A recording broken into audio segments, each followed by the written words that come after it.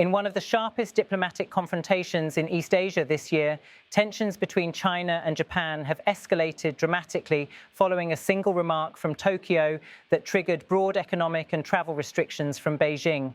The comments made by Japan's Prime Minister regarding Taiwan, one of the region's most sensitive geopolitical issues, led China to suspend Japanese seafood imports and issue a nationwide travel advisory for Chinese citizens heading to Japan. This is more than just another diplomatic spat. It's a complex mix of political signalling, economic retaliation, public safety narratives, and long-standing strategic rivalry. In this video, we break down the unfolding events, the impact on major industries, China's motives, Japan's response, and how these developments could reshape regional stability in Asia. The current crisis began after Japan's Prime Minister Sanae Takaichi made a bold statement in early November during a session of Japan's parliament. When asked about national security, she asserted that if China launched an attack on Taiwan that threatens Japan's survival, Tokyo could consider it a survival-threatening situation. Under Japan's security laws, such an event could justify the use of Japanese military forces beyond its immediate borders. Although this stance was not entirely new, the clarity and forcefulness of her language marked a significant shift. Given Taiwan's proximity to Japan's Yonaguni Island, just 110 kilometers away, any conflict in the Taiwan Strait would inevitably involve Japanese territory, airspace, and maritime routes. Beijing responded quickly, condemning the comments as unacceptable interference in its domestic affairs and accusing Japan of aggravating regional tensions. Chinese Foreign Ministry spokespeople demanded Japan retract its statements, warning Tokyo not to play with fire on the Taiwan issue. However, Beijing's response wasn't limited to rhetoric. China swiftly moved to impose economic and cultural retaliatory measures that would directly affect Japanese businesses, exporters, and the tourism industry. One of the most significant actions China took was suspending imports of Japanese seafood. The move, announced by China's customs authority, was backed by statements from the Ministry of Commerce. Officially, the suspension was due to concerns over incomplete technical documentation and lingering food safety issues, especially following Japan's release of treated water from the Fukushima nuclear plant, an issue that China has repeatedly criticized. However, analysts and trade experts saw this as a clear political retaliation, timed to coincide with Japan's Taiwan-related remarks. Why is seafood such a crucial issue? Because China is one of Japan's largest seafood markets, purchasing more than 20% of Japan's total seafood exports. Products like scallops, sea cucumbers, and other high-value seafood categories are highly reliant on Chinese buyers. Immediately, Japan's fishing communities and export companies voiced alarm. Some described the suspension as a serious blow. Frozen seafood containers destined for China were stopped and orders from exporters were abruptly cancelled.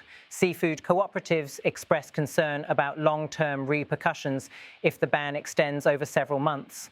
This wasn't the first time China targeted Japanese seafood. Beijing previously imposed similar restrictions following Japan's Fukushima wastewater release. However, this time, the motive seemed to be political retaliation rather than environmental concerns.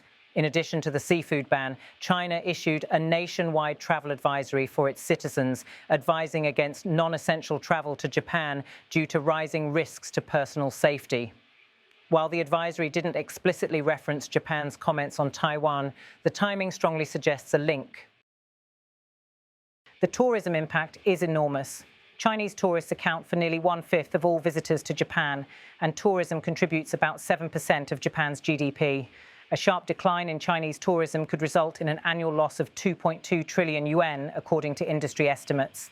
Within days, Chinese tour agencies reported massive cancellations, with some booking numbers dropping by as much as 80%. Chinese airlines offered full refunds, and Chinese cruise ships diverted their itineraries from Japanese ports to South Korean destinations, demonstrating the depth of the fallout. The seafood bans and travel restrictions are causing major economic disruptions. The sectors most impacted include Japanese seafood exporters. Many seafood exporters had recently applied for permission to resume shipments under new safety review procedures. However, only 3 companies out of 700 were approved before the ban took effect. The fishing industry is grappling with falling revenues, surplus inventory, and increased storage costs while trying to find alternative markets in Southeast Asia and Europe. Japanese restaurants in China. Restaurant owners in major Chinese cities, such as Shanghai and Beijing, reported a noticeable drop in customers. Many found it increasingly difficult to source seafood, and some feared broader cultural backlash or boycotts. Tourism-dependent businesses, Japanese hotels, airlines, retail stores, and luxury goods suppliers, many of which depend heavily on Chinese tourists, are now bracing for significant losses. Ripple effects. Across Asia, countries like India have benefited, with Indian seafood exporters seeing stock prices rise as China looks for alternative sources. South Korea and Thailand have also seen an increase in Chinese tourists. While China justifies the seafood and travel restrictions as concerns over food safety and citizen protection, many analysts view these actions as strategic leverage in the broader geopolitical dispute. China is signaling that any country that supports Taiwan will face consequences, not just diplomatically, but economically as well. Japan's stance on Taiwan is deeply rooted in its security framework, and it has been growing increasingly vocal in its readiness to contribute to regional security. This conflict is not isolated to Japan and China.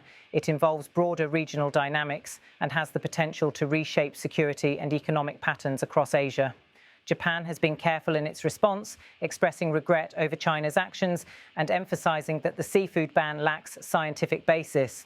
Japan's position on Taiwan has been consistent, and the government continues to highlight that its security policies are grounded in legal principles, not provocation. Behind the scenes, Japan is quietly seeking alternative export markets for its seafood, including in Southeast Asia, the Middle East, and Europe, while diversifying its tourism market by focusing on visitors from South Korea, Southeast Asia, Australia, and the US.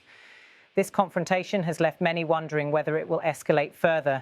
China could extend the bans to other sectors, such as agricultural imports, automobiles, rare earth exports, electronics, or even cultural content.